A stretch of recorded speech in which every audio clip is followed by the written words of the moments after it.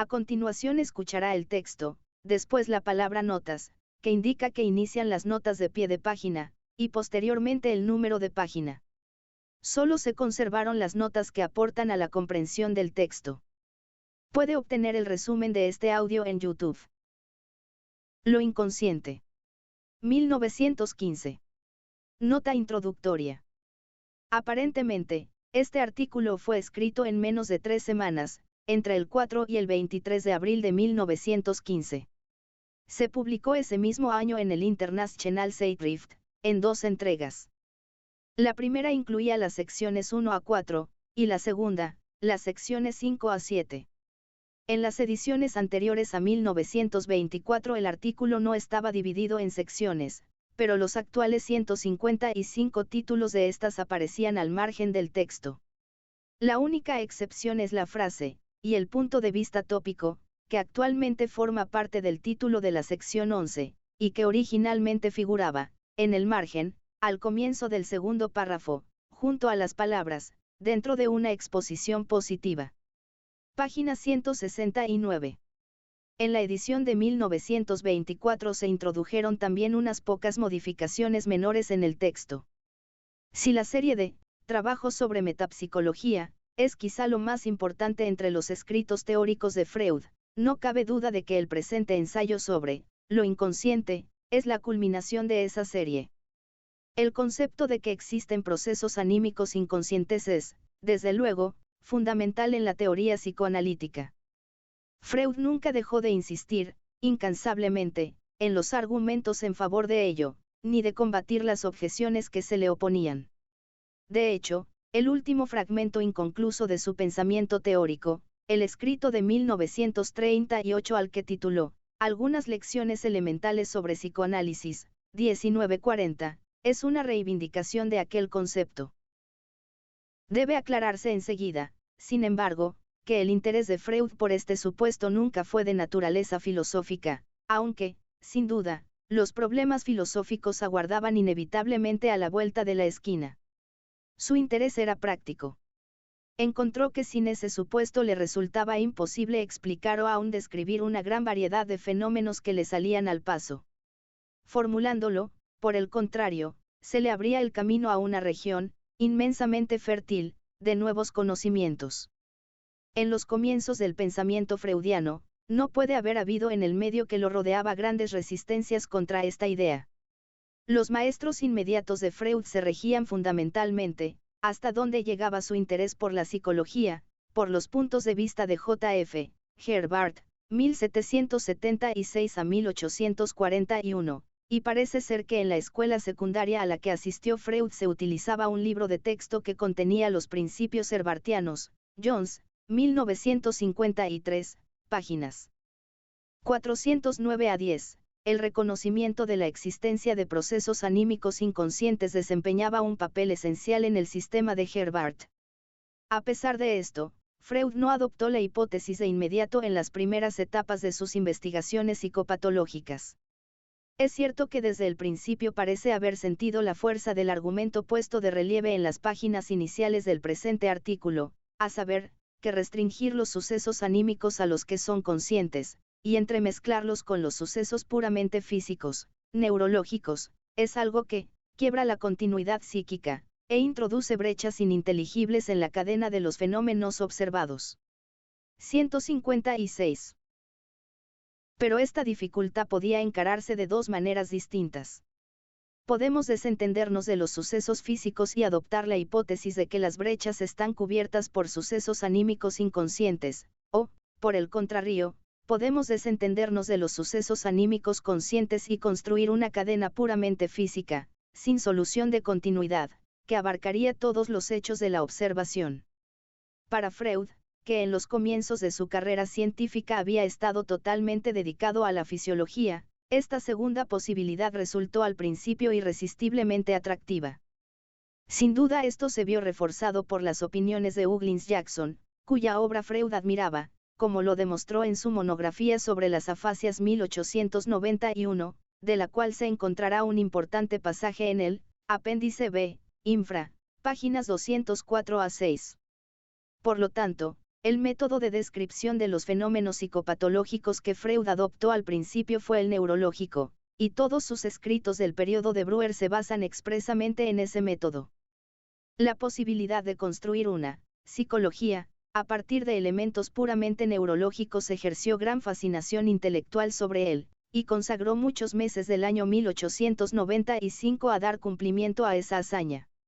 Así, el 27 de abril, Freud 1950 Eiffel, carta 23, escribió a Fliess: me encuentro tan atollado en la psicología para neurólogos que me consume por completo, al punto de que estoy trabajando en exceso y me veo obligado a interrumpir. Jamás he estado tan intensamente preocupado por cosa alguna. ¿Y qué saldrá de todo esto? Espero que algo resulte. Algo salió, por cierto, mucho después, el torso, que conocemos como Proyecto de Psicología, enviado a Fliess en septiembre y octubre de 1895. Esta sorprendente producción se propone describir y explicar todo el ámbito de la conducta humana, normal y patológica, por medio de un complicado manejo de dos entidades materiales, la neurona y la cantidad fluyente, una energía física o química no especificada. De esta manera, Freud evitó por entero la necesidad de postular cualesquiera procesos anímicos inconscientes, la cadena de sucesos físicos era ininterrumpida y completa. Sin duda, son muchas las razones por las que el proyecto nunca se terminó y toda la línea de pensamiento subyacente fue al poco tiempo abandonada. Pero la principal es 157 que el neurólogo Freud fue desplazado y sustituido por el psicólogo. Cada vez se hizo más evidente que aún la elaborada maquinaria de los sistemas neuronales resultaba demasiado incómoda y burda para lidiar con las sutilezas que el análisis psicológico estaba trayendo a la luz, y que solo podían describirse en el lenguaje de los procesos anímicos. En realidad, el interés de Freud había ido desplazándose muy gradualmente. Su tratamiento del caso de Emmy von N. fue 2 o 3 años anterior a la publicación de su monografía sobre las afasias, y el historial clínico correspondiente fue escrito más de un año antes que el proyecto. Estampó por primera vez en letra impresa la expresión, lo inconsciente, en una nota al pie de ese historial clínico, y aunque la teoría ostensible que sirve de base a su participación en los estudios sobre la histeria 1895 sea neurológica, ya se insinuaba firmemente allí la psicología, y con ella la necesidad de los procesos anímicos inconscientes. Por cierto, los cimientos mismos de la hipótesis de la represión en la histeria y del método catártico clamaban por una explicación psicológica, y su fundamentación neurológica en la segunda parte del proyecto, solo se hizo posible mediante acrobáticos esfuerzos. Pocos años más tarde, en la interpretación de los sueños 1900, había ocurrido una extraña transformación, no solo desapareció por completo la explicación neurológica de la psicología, sino que buena parte de lo que Freud escribiera en el proyecto, en términos del sistema nervioso resultaba ser ahora válido, y mucho más inteligible, al traducírselo a términos anímicos. El inconsciente quedó, de tal modo, establecido de una vez para siempre. Pero, debe repetírselo, Freud no estableció una mera entidad metafísica. Lo que hizo en el capítulo vil de la interpretación de los sueños fue, por así decir, convertir la entidad metafísica en algo de carne y hueso. Por primera vez mostró cómo era el inconsciente, cómo trabajaba, cómo difería de otras partes de la psique y cuáles eran sus relaciones recíprocas con ellas. En el artículo que sigue volvió a esos descubrimientos, ampliándolos y profundizándolos. No obstante, ya antes de eso se había hecho evidente que el término inconsciente era ambiguo. 3 años atrás, en el artículo que escribió en inglés para la Society for Psychical Research 1912, y que en muchos sentidos es un prólogo a este, había investigado cuidadosamente tales A.M. notas. Curiosamente, el primero en hacer una defensa razonada de las representaciones inconscientes fue Bluie, en su contribución teórica a los estudios sobre la histeria, Breuer y Freud, 1895. 158 vigedades, y diferenciado entre los usos, descriptivo, dinámico, y sistemático, de la palabra. Repite estas distinciones en la sección 2 del presente artículo, páginas 168 y 6. aunque en forma algo diferente, y volvería de nuevo sobre ellas en el capítulo primero de El Yo y el Ello 1923, y con mayor extensión todavía en la 31ª de las Nuevas Conferencias de Introducción al Psicoanálisis, y 933a. La desprolijidad con que se acomoda el contraste entre consciente e inconsciente, a las diferencias entre los diversos sistemas de la psique se expone con toda claridad página 189, pero su posición completa no fue puesta en perspectiva sino en El Yo y el Ello, donde Freud introdujo un nuevo cuadro estructural de la psique. Pese a la insatisfactoria aplicabilidad del criterio para distinguir consciente o inconsciente, Freud insistió siempre, como lo hace aquí en dos lugares, páginas 168 y 189, y de nuevo en El Yo y el Ello y en las Nuevas Conferencias, en que ese criterio es en definitiva la única antorcha en la oscuridad de la psicología de las profundidades. Notas. Los términos alemanes, Bewusste, y Unbewusst, tienen la forma gramatical de participios pasivos, y su sentido habitual es algo así como, conocido conscientemente, y, no conocido conscientemente. El vocablo inglés, conscious, puede ser usado de esa misma manera pasiva, pero también lo es, y quizá con mayor frecuencia, en un sentido activo, he was conscious of the sound, él fue consciente del sonido, y, el either unconscious, yacía allí inconsciente. Los términos alemanes no suelen tener este significado activo, y es importante tomar en cuenta que, en lo que sigue, consciente, debe entenderse, en general, en un sentido pasivo. Por otra parte, la palabra alemana, Bewusstsein, conciencia, sí tiene un sentido activo. Sí, por ejemplo, en la página 169 Freud habla de un acto psíquico que pasa a ser objeto de la conciencia, y en la página 167, de la percepción de procesos anímicos, por la conciencia, en general, cuando emplea frases como nuestra conciencia, se está refiriendo a nuestra conciencia de algo. Cuando quiere significar la conciencia de un estado anímico en el sentido pasivo utiliza la palabra Bewusstheit, condición de consciente, donde consciente debe entenderse, como casi siempre en estos artículos, en el sentido pasivo. James Strachey. 159.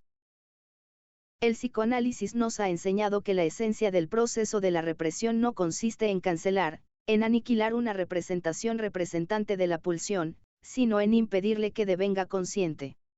Decimos entonces que se encuentra en el estado de lo inconsciente, y podemos ofrecer buenas pruebas de que aún así es capaz de exteriorizar efectos, incluidos los que finalmente alcanzan la conciencia.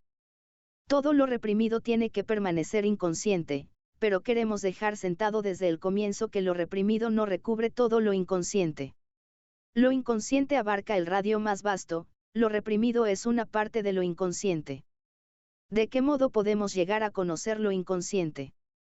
Desde luego, lo conocemos solo como consciente, después que ha experimentado una transposición o traducción a lo consciente.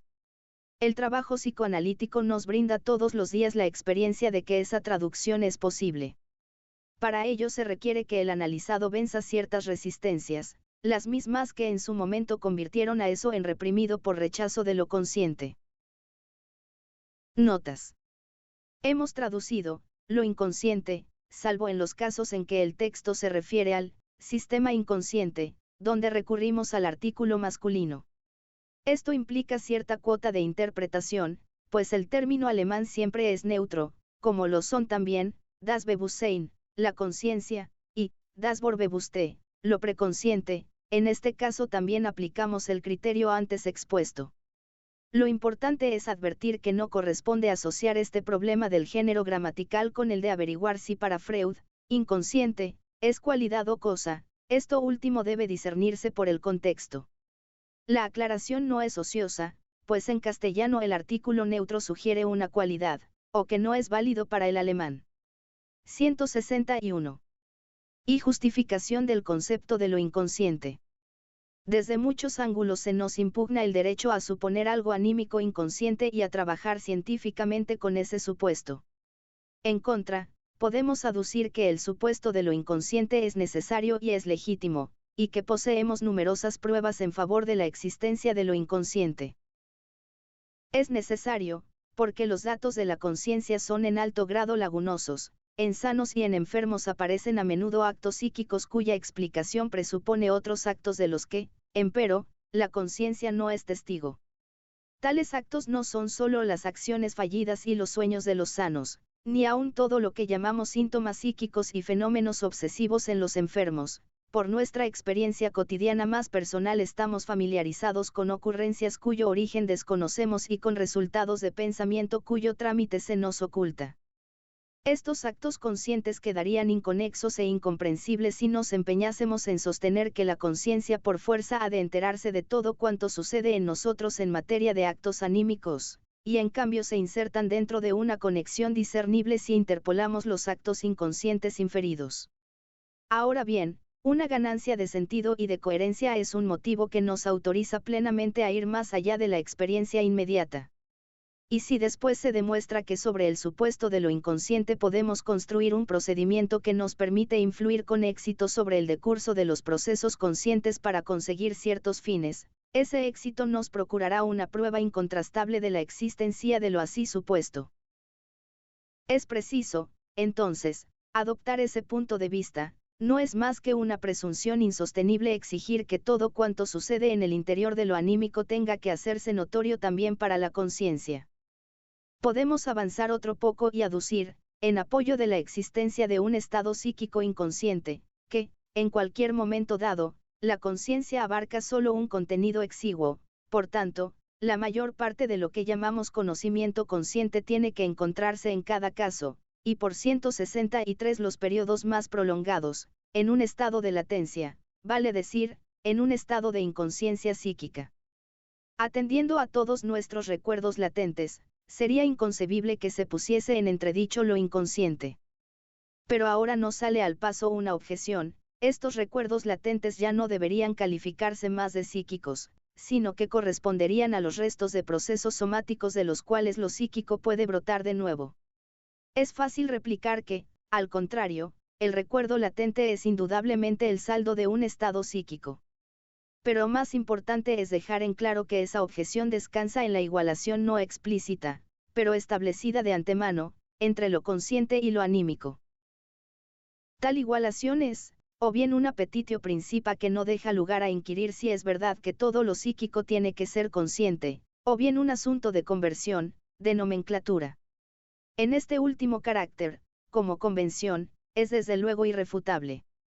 Solo queda preguntarse si es a tal punto adecuada que sería forzoso adherir a ella. Hay dicho a responder que la igualación convencional de lo psíquico con lo consciente es enteramente inadecuada. Desgarra las continuidades psíquicas, nos precipita en las insalvables dificultades del paralelismo psicofísico, está expuesta al reproche de que sobreestima sin fundamentación visible el papel de la conciencia y nos compele a abandonar antes de tiempo el ámbito de la indagación psicológica, sin ofrecernos resarcimiento en otros campos. De cualquier modo, resulta claro que esa cuestión, a saber, si han de concebirse como anímicos inconscientes o como físicos esos estados de la vida anímica de innegable carácter latente, amenaza terminar en una disputa terminológica. Por eso es juicioso promover al primer plano lo que sabemos con seguridad acerca de la naturaleza de estos discutibles estados. Ahora bien, en sus caracteres físicos nos resultan por completo inasequibles, ninguna idea fisiológica, ningún proceso químico pueden hacernos vislumbrar su esencia. Por el otro lado, se comprueba que mantienen el más amplio contacto con los procesos anímicos conscientes, con un cierto rendimiento de trabajo pueden transponerse en estos, ser sustituidos por estos, y admiten ser descritos con todas las categorías que aplicamos a los actos anímicos conscientes, como representaciones, aspiraciones, decisiones, etc. Y aun de muchas de estos estados latentes tenemos que decir que no se 164 distinguen de los conscientes sino, precisamente, porque les falta la conciencia. Por eso no vacilaremos en tratarlos como objetos de investigación psicológica, y en el más íntimo entrelazamiento con los actos anímicos conscientes. La obstinada negativa a admitir el carácter psíquico de los actos anímicos latentes se explica por el hecho de que la mayoría de los fenómenos en cuestión no pasaron a ser objeto de estudio fuera del psicoanálisis. Quien no conoce los hechos patológicos, juzga las acciones fallidas de las personas normales como meras contingencias y se conforma con la vieja sabiduría para la cual los sueños son no tiene más que soslayar algunos enigmas de la psicología de la conciencia para ahorrarse el supuesto de una actividad anímica inconsciente. Por lo demás, los experimentos hipnóticos, en particular la sugestión poshipnótica, pusieron de manifiesto de manera palpable, incluso antes de la época del psicoanálisis, la existencia y el modo de acción de lo inconsciente anímico. Ahora bien, el supuesto de lo inconsciente es, además, totalmente legítimo, puesto que para establecerlo no nos apartamos un solo paso de nuestro modo habitual de pensamiento, que se tiene por correcto. A cada uno de nosotros, la conciencia nos procura solamente el conocimiento de nuestros propios estados anímicos, que otro hombre posee también conciencia. He ahí un razonamiento que extraemos por analogia sobre la base de las exteriorizaciones y acciones perceptibles de ese otro, y a fin de hacernos inteligible su conducta. Psicológicamente más correcta es, empero, esta descripción, sin una reflexión especial, atribuimos a todos cuantos están fuera de nosotros nuestra misma constitución, y por tanto también nuestra conciencia, y esta identificación es en verdad la premisa de nuestra comprensión. Este razonamiento, o esta identificación, fue extendido antaño por el yo a otros hombres, a animales, a plantas, a seres inanimados y al mundo como un todo, y resultó aplicable toda vez que la semejanza con el yo individuo era abrumadoramente grande, pero se hacía más dudosa en la medida en que lo otro se distanciaba del yo. Hoy nuestro pensamiento crítico ya vacila en atribuir conciencia a los animales, se la rehúsa a las plantas y relega a la mística el supuesto de una conciencia en lo inanimado. Pero aun donde la inclinación originaria a la identificación ha salido airosa del examen crítico, en lo otro humano, lo más próximo a nosotros, el supuesto de que posee conciencia descansa en un razonamiento y no puede compartir la certeza inmediata de nuestra propia conciencia. El psicoanálisis no nos exige sino que este modo de razonamiento se vuelva también hacia la persona propia, para lo cual no tenemos inclinación constitucional alguna. Si así se hace, deberá decirse que todos los actos y exteriorizaciones que yo noto en mí y no se enlazan con el resto de mi vida psíquica tienen que juzgarse como si pertenecieran a otra persona y han de esclarecerse atribuyendo a esta una vida anímica. La experiencia muestra también que esos mismos actos a que no concedemos reconocimiento psíquico en la persona propia, muy bien los interpretamos en otros, vale decir, nos arreglamos para insertarlos dentro de la concatenación anímica. Es evidente que nuestra indagación es desviada aquí de la persona propia por un obstáculo particular, que le impide alcanzar un conocimiento más correcto de ella. Si, a pesar de esa renuencia interior, volvemos hacia la persona propia aquel modo de razonamiento, él no nos lleva a descubrir un inconsciente, sino, en rigor, al supuesto de una conciencia otra, una conciencia segunda que en el interior de mi persona está unida con la que me es notoria. Solamente aquí encuentra la crítica ocasión justificada para objetar algo.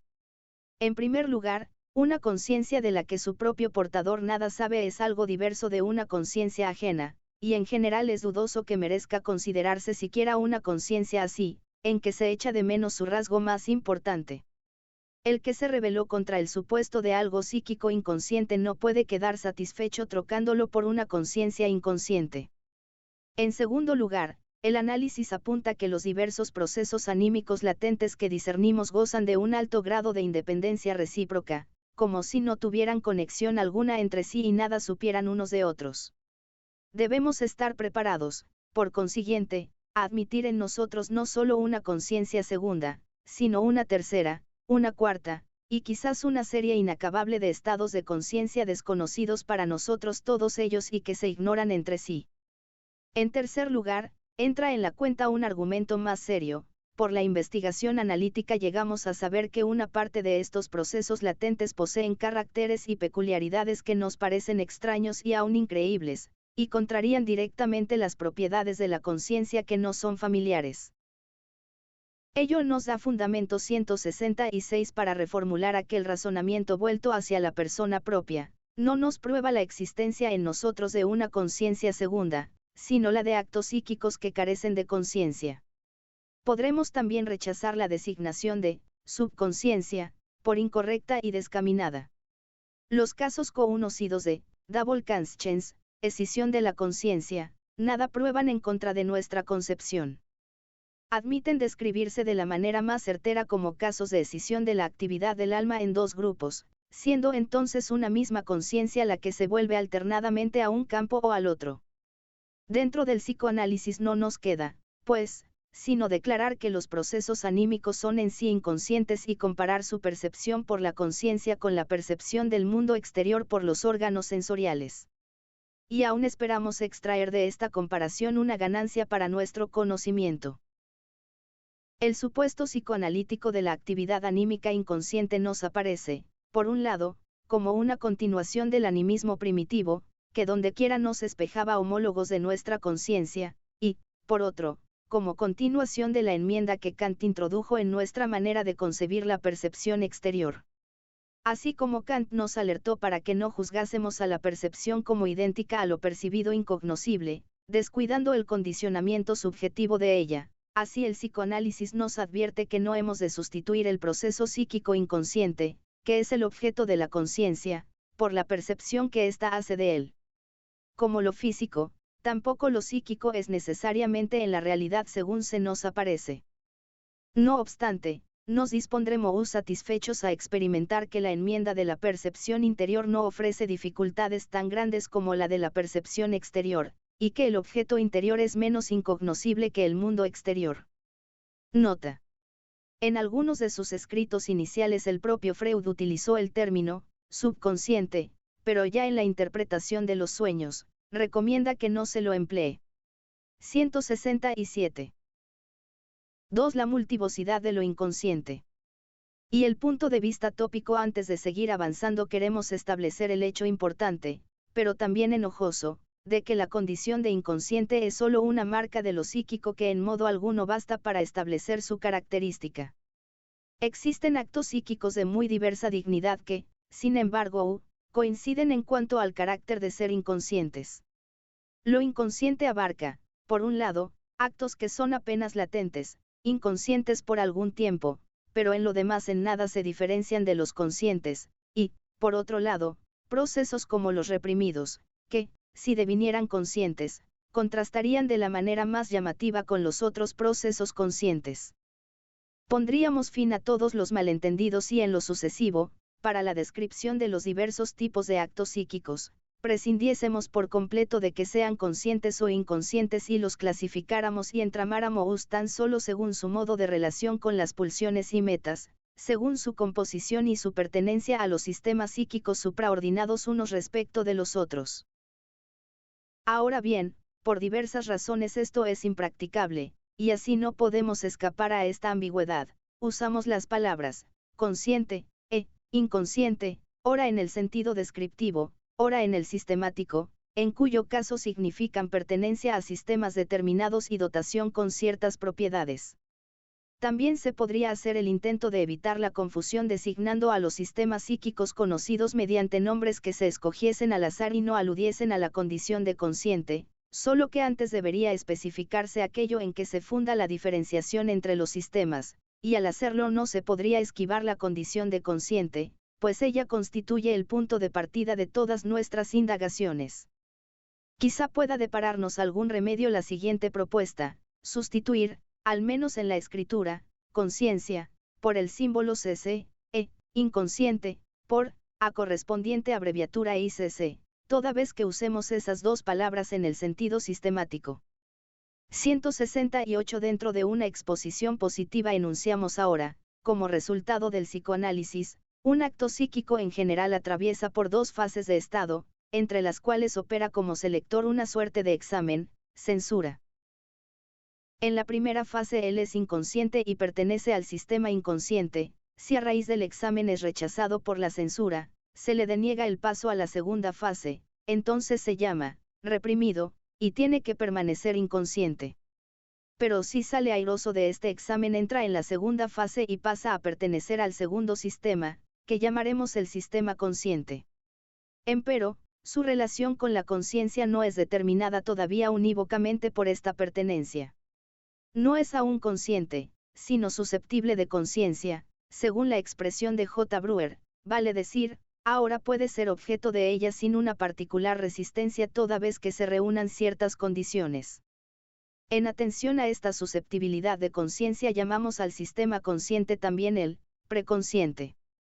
Si se llegara a averiguar que a su vez el devenir consciente de lo preconsciente es codeterminado por una cierta censura, deberíamos aislar entre sí con rigor los sistemas preconsciente y consciente. Provisionalmente baste con establecer que el sistema preconsciente participa de las propiedades del sistema consciente, y que la censura rigurosa está en funciones en el paso del inconsciente al preconsciente, o consciente. Con la aceptación de estos dos, o tres, sistemas psíquicos, el psicoanálisis se ha distanciado otro paso de la psicología descriptiva de la conciencia y se ha procurado un nuevo planteamiento y un nuevo contenido. De la psicología que ha imperado hasta ahora se distingue, principalmente, por su concepción dinámica de los procesos anímicos, y a ello se suma que también quiere tomar en cuenta la tópica psíquica e indicar, para un acto psíquico cualquiera, el sistema dentro del cual se consuma o los sistemas entre los cuales se juega. A causa de este empeño ha recibido también el nombre de psicología de lo profundo. Más adelante veremos que el psicoanálisis todavía puede enriquecerse con otro punto de vista. Si queremos tomar en serio una tópica de los actos anímicos, tenemos que dirigir nuestro interés a una duda que en este punto asoma. Si un acto psíquico, limitémonos aquí a los que son de la naturaleza de una representación, experimenta la transposición del sistema inconsciente al sistema consciente, o preconsciente, debemos suponer que a ella se liga una fijación 169 nueva, a la manera de una segunda transcripción de la representación correspondiente, la cual entonces puede contenerse también en una nueva localidad psíquica subsistiendo, además, la transcripción originaria, inconsciente. O más bien debemos creer que la transposición consiste en un cambio de estado que se cumple en idéntico material y en la misma localidad. Esta pregunta puede parecer abstrusa, pero tenemos que planteárnosla si queremos formarnos una idea más precisa de la tópica psíquica, de la dimensión de lo psíquico profundo. Es difícil porque rebasa lo puramente psicológico y roza las relaciones del aparato psíquico con la anatomía.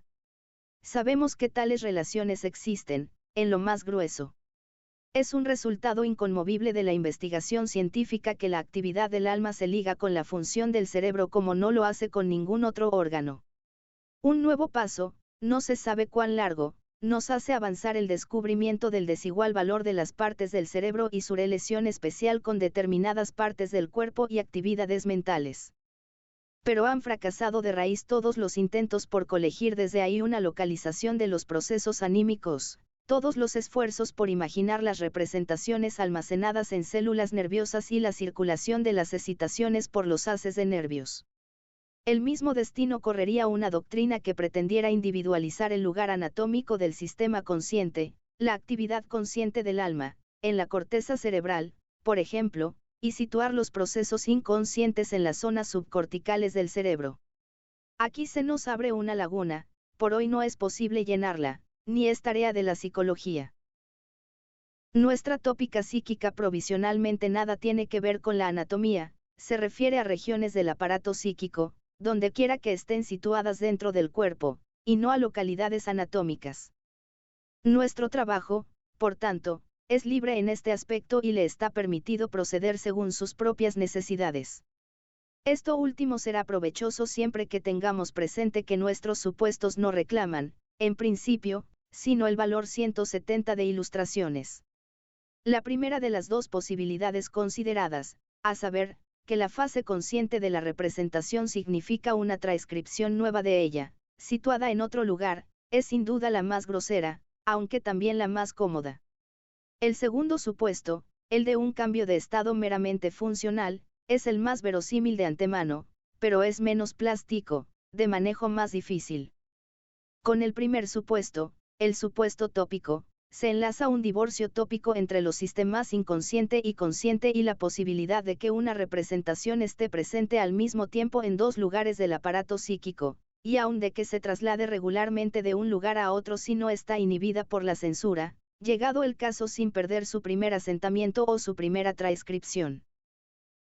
Quizás esto parezca extraño, pero puede apuntalarse en impresiones extraídas de la práctica psicoanalítica.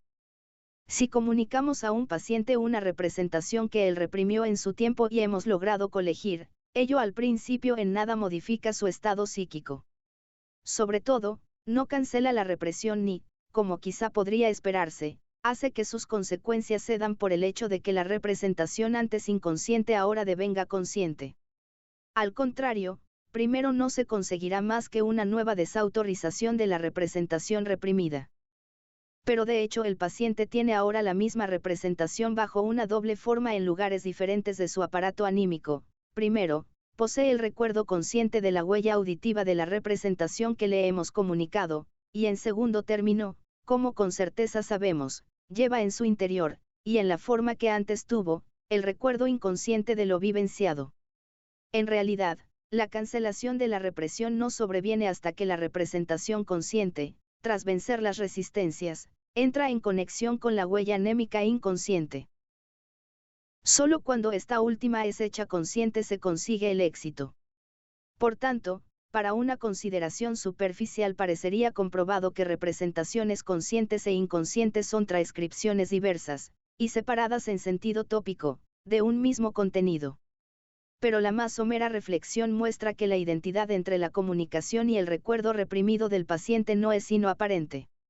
El tener 171 oído y el tener vivenciado son, por su naturaleza psicológica, dos cosas por entero diversas, por más que posean idéntico contenido. Por consiguiente, en un comienzo no estamos en condiciones de distinguir entre las dos posibilidades. Tal vez más adelante acertemos con factores que puedan inclinar la balanza en favor de una de ellas. Quizá nos aguarde el descubrimiento de que nuestro planteo era insuficiente y la diferencia entre la representación inconsciente y la consciente ha de determinarse de un modo radicalmente diverso. 172. 3 sentimientos inconscientes. Hemos circunscrito el anterior debate a las representaciones, y ahora podemos plantear un nuevo problema cuya respuesta no podrá menos que contribuir a la aclaración de nuestras opiniones teóricas. Dijimos que había representaciones conscientes e inconscientes, existen también mociones pulsionales, sentimientos, sensaciones inconscientes, o esta vez es disparatado formar esos compuestos. Opino, en verdad, que la oposición entre consciente e inconsciente carece de toda pertinencia respecto de la pulsión. Una pulsión nunca puede pasar a ser objeto de la conciencia, solo puede serlo la representación que es su representante. Ahora bien, tampoco en el interior de lo inconsciente puede estar representada si no es por la representación. Si la pulsión no se adhiriera a una representación ni saliera a la luz como un estado afectivo, nada podríamos saber de ella. Entonces, cada vez que pese a eso hablamos de una moción pulsional inconsciente o de una moción pulsional reprimida, no es sino por un inofensivo descuido de la expresión. No podemos aludir sino a una moción pulsional cuya agencia representación es inconsciente, pues otra cosa no entra en cuenta. Creeríamos que la respuesta a la pregunta por las sensaciones, los sentimientos, los afectos inconscientes se resolvería con igual facilidad. Es que el hecho de que un sentimiento sea sentido, y, por lo tanto, que la conciencia tenga noticia de él, es inherente a su esencia. La posibilidad de una condición inconsciente faltaría entonces por entero a sentimientos, sensaciones, afectos. Pero en la práctica psicoanalítica estamos habituados a hablar de amor, odio, furia, etc., inconscientes, y aún hallamos inevitable la extraña combinación, conciencia inconsciente de culpa, o una paradójica, angustia inconsciente. Tiene este uso lingüístico mayor significado aquí que en el caso de la pulsión inconsciente. 173 En realidad, las cosas se presentan en este caso dispuestas de otra manera. Ante todo puede ocurrir que una moción de afecto o de sentimiento sea percibida, pero erradamente. Por la represión de su representante genuino fue compelida a enlazarse con otra representación, y así la conciencia la tiene por exteriorización de esta última. Cuando restauramos la concatenación correcta, llamamos inconsciente a la moción afectiva originaria, aunque su afecto nunca lo fue, pues solo su representación debió pagar tributo a la represión. El uso de las expresiones, afecto inconsciente, y sentimiento inconsciente, remite en general a los destinos del factor cuantitativo de la moción pulsional, que son consecuencia de la represión. Sabemos que esos destinos pueden ser tres: el afecto persiste, en un todo o en parte, como tal, o es mudado en un monto de afecto cualitativamente diverso, en particular, en angustia, o es sofocado, es decir, se estorba por completo su desarrollo. Estas posibilidades son quizá más fáciles de estudiar en el trabajo del sueño que en las neurosis. Sabemos también que la sofocación del desarrollo del afecto es la meta genuina de la represión, y que su trabajo queda inconcluso cuando no la alcanza. En todos los casos en que la represión consigue inhibir el desarrollo del afecto, llamamos inconscientes a los afectos que volvemos a poner en su sitio tras enderezar lo que el trabajo represivo había torcido. Por tanto, no puede negarse consecuencia al uso lingüístico, pero en la comparación con la representación inconsciente surge una importante diferencia. Tras la represión, aquella sigue existiendo en el interior del sistema ICE como formación real, mientras que ahí mismo al afecto inconsciente le corresponde solo una posibilidad de planteo, de amago, a la que no se le permite desplegarse. En rigor, y aunque el uso lingüístico siga siendo intachable, no hay por tanto afectos inconscientes como hay representaciones inconscientes. Pero dentro del sistema inconsciente muy bien puede haber formaciones de afecto que, al igual que otras, devengan conscientes. Toda la diferencia estriba en que las representaciones son investiduras, en el fondo, de huellas némicas, mientras que los afectos y sentimientos corresponden a procesos de descarga cuyas exteriorizaciones últimas se perciben como sensaciones. En el estado actual de nuestro 174 conocimiento de los afectos y sentimientos no podemos expresar con mayor claridad esta diferencia. Especial interés tiene para nosotros el haber averiguado que la represión puede llegar a inhibir la transposición de la moción pulsional en una exteriorización de afecto.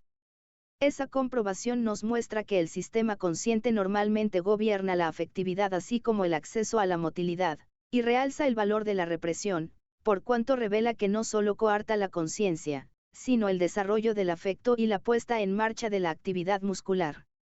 Con una formulación invertida podríamos decir: mientras el sistema consciente gobierna la afectividad y la motilidad, llamamos normal al estado psíquico del individuo. Empero, hay una innegable diferencia en la relación del sistema dominante con las dos acciones de descarga próximas entre sí. Mientras que el imperio de la conciencia sobre la motilidad voluntaria es muy firme, y por regla general resiste el asalto de la neurosis y solo es quebrantado en la psicosis, su gobierno del desarrollo del afecto es menos sólido.